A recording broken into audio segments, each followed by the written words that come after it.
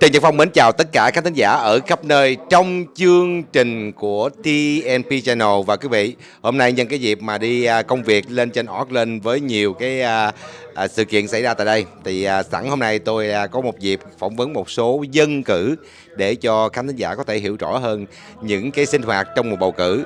Và ngồi bên cạnh tôi là ông Ben Bartlett. Ben Bartlett hiện nay là phó thị trưởng của thành phố Berkeley và ông đang ra tranh cử chức giám sát viên của quận Alameda. Và Ben Bartlett đã làm nghị viên của thành phố Berkeley 8 năm và ông là pro term mayor, tức là phó thị trưởng của thành phố Berkeley. Thì hôm nay tôi có cái dịp nói chuyện với ông, thì xin phép quý vị là tôi sẽ dịch sau và tôi sẽ nói chuyện với ông bằng Anh ngữ trước. Hi Ben, how you doing? I'm great. How are you? Thank you. Okay, say hi to our audience. Hi, everyone. Ben Bartlett here from Berkeley. Great to meet you. Hello. Okay, Ben, can you tell me, right now you are the pro term mayor for Berkeley, the population in Berkeley? So Berkeley has a population of about 120,000 people, and it's all walks of life. It has senior citizens, children, rich people, homelessness, all the races, educators, workers, they're all there. Okay. So right now, can you tell us about the situation right now in Berkeley City? So right now, the situation in Berkeley is Berkeley's doing well, has a strong economy, has a diverse economy. It has technology, has education, it has government work, has real estate, has development, and has a really robust economy. And people are connected, has a strong community. People are friends, and people are very generous. You know, they donate to causes. They support people around the world. It's a really loving community. But you run for right now. You're a city council. I believe that a 2 term, right? And they have the term limit in there. So I'm my second term in city council, going on 8 years now. There is no term limits, so I could go on, but I think I need to take our solutions to the next level. Okay, now you go to the next level. You mean it's a county, not a city. So the first thing, Alameda. So the population in Alameda right now. So Alameda County has 14 cities, and Berkeley's one of the cities. And the budget for the county is $4.2 billion, and Berkeley is a big part of the city, of the county. 4.1. 4.2 billion. Oh, $4.2 billion. And the population. 3 million. 3 million. And it has airports, port, hospital system, jails, real estate. It has manufacturing, the robotics corridor, has wine country. It is a really robust county with a very large economy. Okay. So, like you say, is the Alameda look like they have the full access, like technology, and they have the port. They have the very strong and manufacturing, everything. So, look like the Alameda is very good for the economy. But I believe that we have a problem in California too, right? We have to face like a lot of challenge. Like this year is the election year. Also, it's we have to face with the inflation, the high living costs, the high crime. So, what about in Alameda and Berkeley? Yeah, so California as a whole has not built housing in 50 years, and population has grown. California also closed all the mental health institutions 50 years ago. So in that time, these 5 decades, we've grown in population, grown in jobs, but everyone else has been squeezed, and now they're on the streets. California has 200,000 homeless people. Okay. And within that group, right, on the streets, it creates the conditions of crime. So we're also flooded with crime right now in our major cities. And we need to get solutions immediately because our quality of life is being destroyed every day. I believe a couple of weeks ago, they have the park. In the park is the homeless, and they want to kick out the homeless. They want to build some the house for the student or for something in there. Can you tell me about that story? Yeah, so essentially the University of California, Berkeley, and remember, I'm not the university, I'm with the city of Berkeley, but the university has a park called People's Park, and people love it. So, but they also need dorms, and they're building dorms in the park. Okay. and people are upset about it. They put barriers up. They put these massive box cars, 2 floors with barbed wire. It looks like East Berlin in the Cold War, and so people are very upset about that. Yeah. So how we can fix that? Because you are a member of the city, right?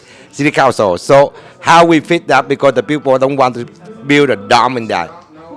Well, in this instance, it's not my jurisdiction. It's the university's issue. It's their park, their dorm, their work. This is not something that I have an answer for. But at least because the resident over there, they require that they don't want to build a dome. I know the property from it belongs to the university, but also in your city, and the resident in your city, they disappoint about it. Yeah, so I mean, residents are split. Some want the dorms and they want the park to be changed. Others do not. And so when the community is that divided, we tend to not force an issue. So in this instance, the university has all the control of the site, and it's up to them to land it how they land it. And the community will be there for the community and help them come to terms with whatever happens. And just know we'll support them whatever they do. Look like the city council don't want to get involved with the property from the university. You don't want to make a controversy. I mean, there's nothing we can do.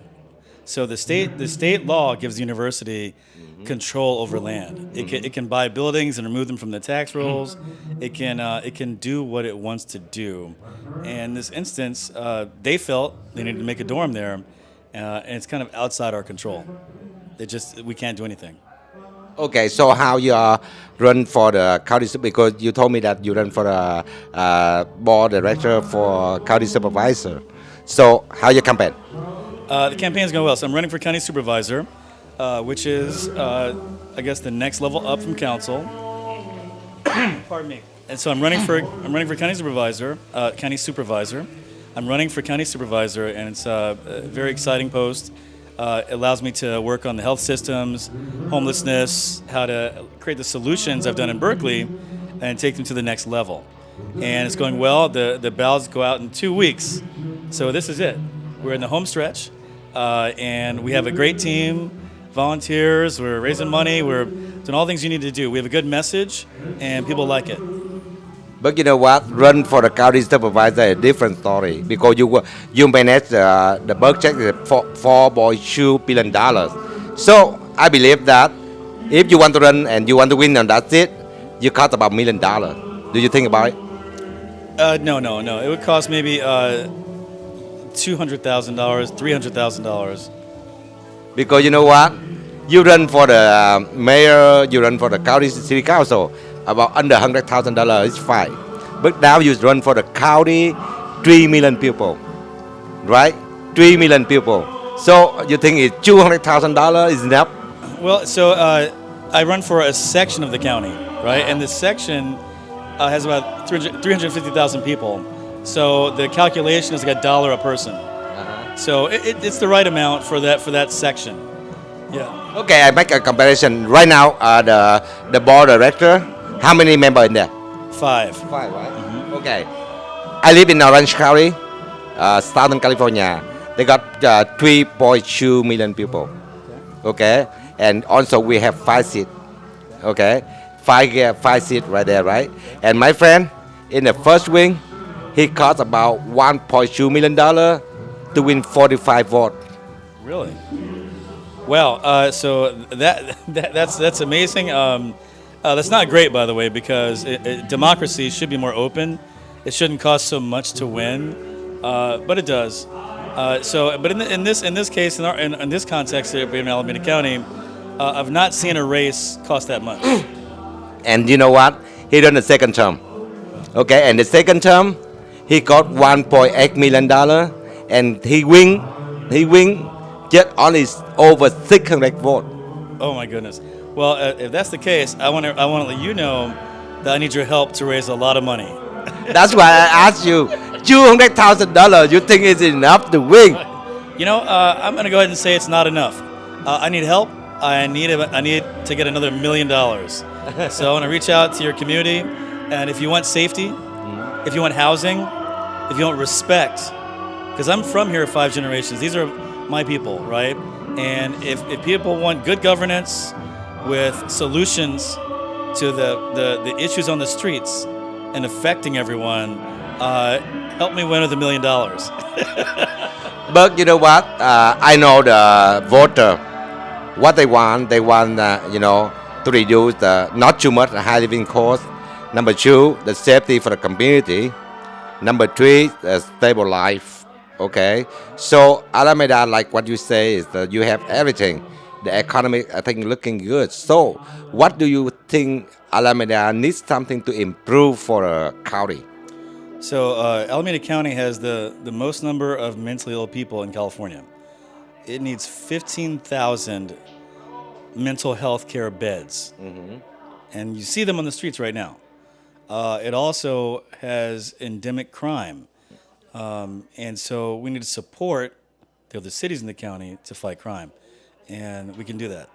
And we need dispatch support. So when you call for help, someone comes. In Berkeley, people come in under 2 minutes. In other parts of the county, they don't come at all.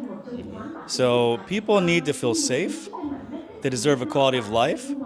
They deserve good jobs, good work, and their children deserve to be safe when they walk home from school. So that's the plan, is to roll out the good ideas, the good solutions, and build upon our successes that we've done so far for the county.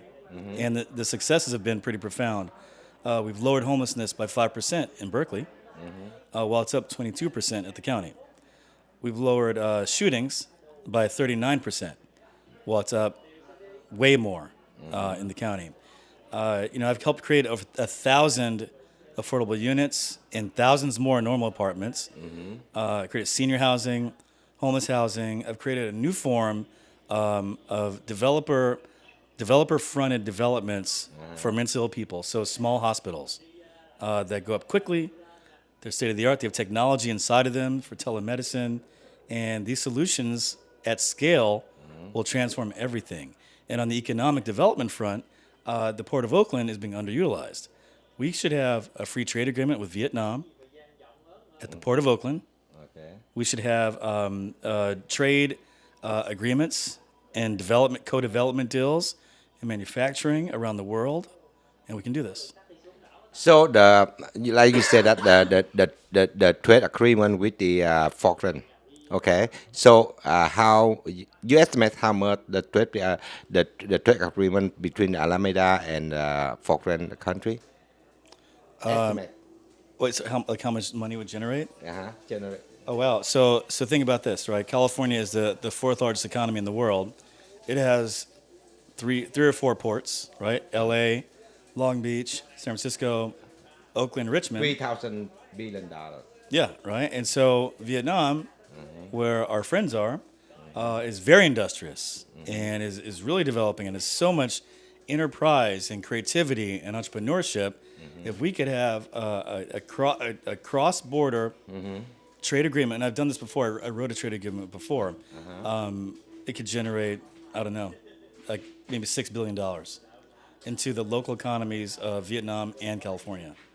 So because you have the pork, Alameda, they have the pork, Yes. right? The pork is the very big door for the trade agreement with the Falkland. That's why I asked you, because it looks like they have everything. They have the technology, they have the pork, and they have the transfer process. And what about the foundation, like electric, water? So that from Alameda, or you have to import from some state or other something? So we have an energy system, renewable energy and traditional. We have a water system, a water board. We have everything. It is a fully self-sustaining economy, and it can be expanded. And with smart governance, it can grow. I mean, is the water, is the import, the water imported from other states and import energy from other states, or you have your own in your county? So our water comes from the mountains nearby, it runs down every year. So we have reservoirs, we have water systems. We don't import it. Energy is rather complex.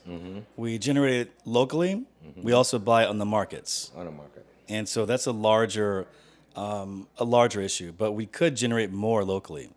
I am a renewable energy attorney, and I do deals in renewable energy. So we could have much more concentrated solar power. We could have more hydrogen. All of which is available to us. We have land, we have know-how, and we can raise the money. Look like the Northern California is better California, not Southern California, huh? Because the Southern California right now, we import the water from Colorado, we import the energy from Texas. So Alameda is a Northern California, so you have everything. So how you develop to make the improve for the people life better?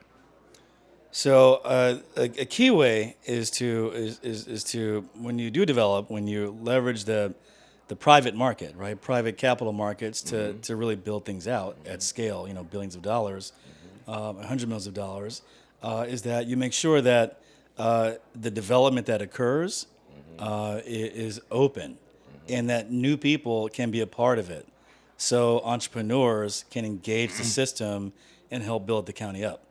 That's a big piece. So as you let new companies in, smaller companies, companies held by women and minorities and everyone else, you get a larger capital pie. You get a better quality of life for everyone.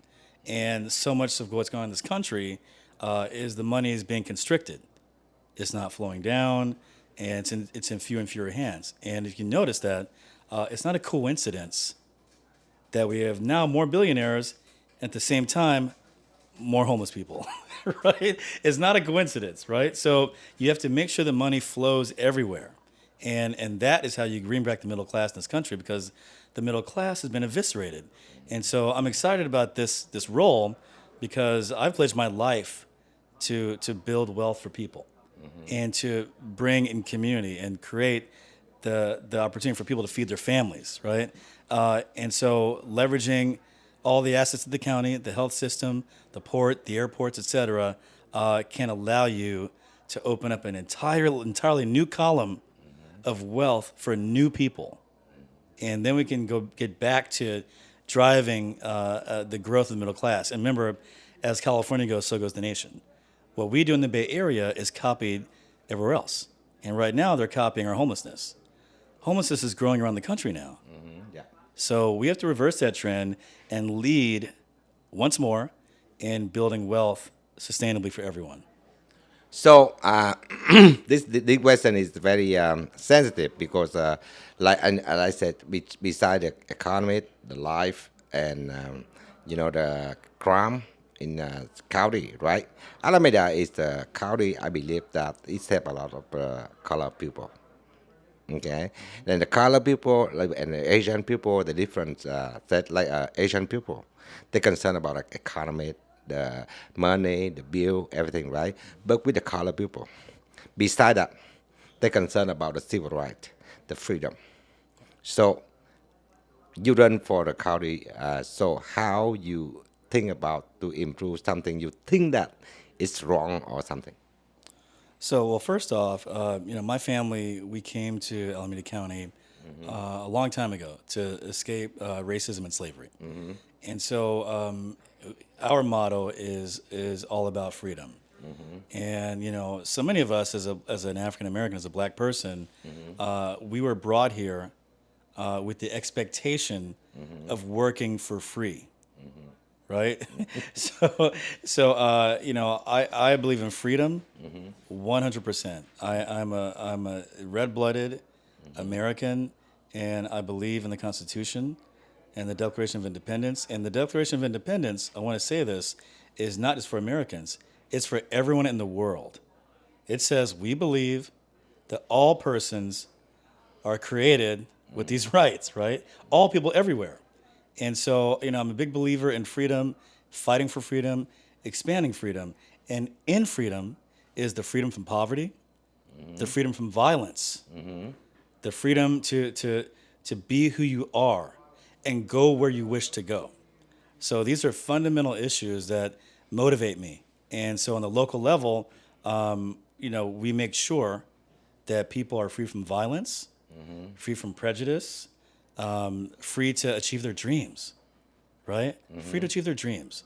And that is the highest responsibility of anyone in power, is to enable others to achieve their dreams and not to stifle their dreams or stomp on them.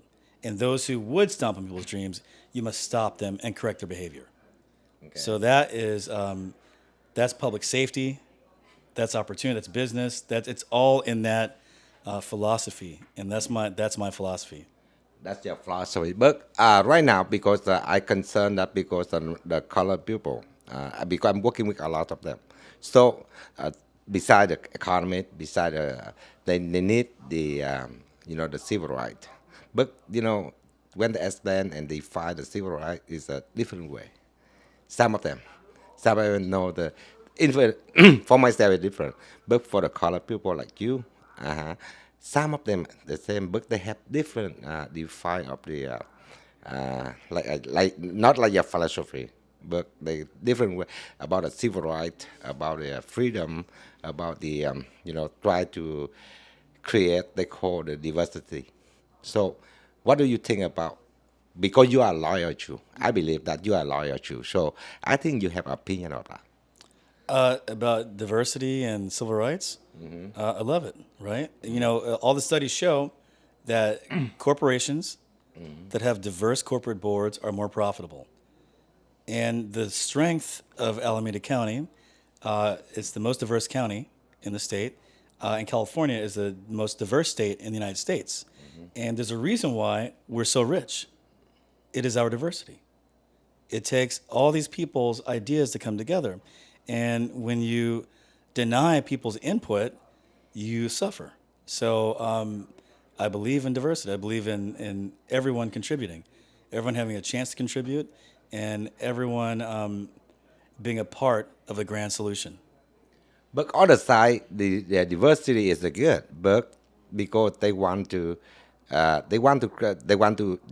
prove that, so they reduce the quality. Look like did you hear the story about Harvard on this time? What's the thing about Harvard? The president of Harvard. Oh, right, yeah. She was fired for the thing. It was funny, but the man that accused her of cheating, his wife did the same thing, and she wasn't fired.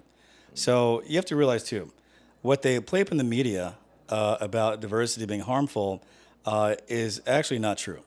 And in reality, for every diverse person, every person of color that is in some job or in some university spot, there's 10 more people who are there because their daddy was on the board, who are there because their mommy knew somebody, who are there because their uncle knew somebody, and they can barely read, barely function, and no one complains about them. No one complains about those people, right? I mean, George W. Bush became president because of who he was, and he couldn't even form a sentence. So I think it's a lot of just hype. I think it's embedded racism, and I think it's a false narrative put out by by some bad actors who want to divide us. And I've got to tell you, when you buy into the division, you fail. And so at all costs, we have to reject division. Don't buy into the hype when they say, don't like that person, don't like that person, don't this. Don't buy it. It's a scam. It's meant to rule you. I was a classics major, and Rome ruled the world by dividing ethnic loyalties in the countries they conquered. And so did England. And so that's how you rule. So don't be ruled. That's my motto. But you think that the roof? Somebody told me the roof is the DEI. You know the DEI? Yeah, diversity, equity, inclusion, right? So, again, like I said, so what? Because of the roof of that, because they apply the DEI to the university, and then they reduce the quality to get more people color, more people Asia. It's in the school. Look good, but they reduce that quality. So we don't have much quality, and we have a difference from the school, something like that. I just told you that's not true. Because those same schools, if your daddy played football, you can go there. If you can play football well, you can go there. Even if you can barely read, So don't buy into it. It's a scam. It's not true. It's a lie. This is a lie told by the ruling people that they don't want to share the pie. Okay. Don't buy into it. Okay. It's not true. It's a scam. That's why I said, and then you know what? Today talk to you, I got more understanding about your philosophy. So I believe that you into win at this time with $200,000. All right, right on. Thank you. Although let's not put a cap on the money. Let's let's leave our the door open. My motto I say in government all the time, in my speeches and everything is all doors open. Okay. I end my comments with all doors open, and it's a philosophy, it's a command, and a description. Right, all doors are open to us if we walk through them, and so let's leave the door open to us having victory, and us recreating the economy of Northern California, and then the country, and the world, and to do so, we need some support, we need friendship, and we need about $1 million. Okay, you know what? When you run for the county, okay, like I said, when you run for the office, the two things you need: vote, second, money. So I know it's my audience is around the country, not only in Alameda, but at least they can help you about the money. So tell them your website; they can donate direct to your website. Yeah, please. And by the way, I want your audience to know that I am there for you. I'm one of you. Your success is my success, and we are bonded. Okay, and so you can learn more about me and what's going on in the race. My name is Ben Bartlett. The website is ben2024.vote. That's ben2024.vote. Don't worry, I have the banner on my screen right now. Okay, don't worry about that. That's why. Và quý vị, đó là cái câu chuyện của tôi với lại ông Phó Thị trưởng Ben Bartlett, là Phó Thị trưởng của thành phố Berkeley. Hy vọng rằng quý vị nghe câu chuyện và nghe cái triết lý của ông. Tôi sẽ dịch sau khi mà tôi làm cái clip này tôi dịch cho quý vị xong thì quý vị donate cho ông nếu quý vị ở những tiểu bang xa. Tại tôi biết ở thành phố Alameda thì người Việt mình cũng không có nhiều để mà có thể giúp ông thắng phiếu được. Nhưng quý vị có thể giúp tài chính cho ông được. So, that's what I'm saying. Okay, because you know what? I believe that you cost a lot of money to run the office. Even, right now you take a big challenge because this is a county supervisor, like I said. It's very challenging for that position because look like in the state, you run for the assembly, you fight with a lot of people, like 84 seats. You run for the Senate in California, they got a 40 seat. But you run for the county, just only 5 seats. You control the budget for $4.2 billion, right? So that's a very hard. So how do you confident about run this position? I mean, this is the work I do, right? I'm from here. I've worked in government and business and politics my whole life. I'm running because my people are in danger. They're on the streets. They're being robbed, being victimized, and they deserve a better life. And I'm going to deliver it for them because I'm with them, and they're with me. All right, thank you, Ben. Thank you for talking to me today. And I believe that our audience listen and they understand where your philosophy and your goal. And good luck. Thank you so much. Thank you. Thank you. Say goodbye to them. Goodbye. All doors open. Okay. Cảm ơn tất cả quý vị rất là nhiều cho cái buổi phỏng vấn ngày hôm nay với lại ông Phó Thị trưởng Ben Bartlett của thành phố Berkeley. Và chúng ta sẽ gặp lại sau. Bye bye.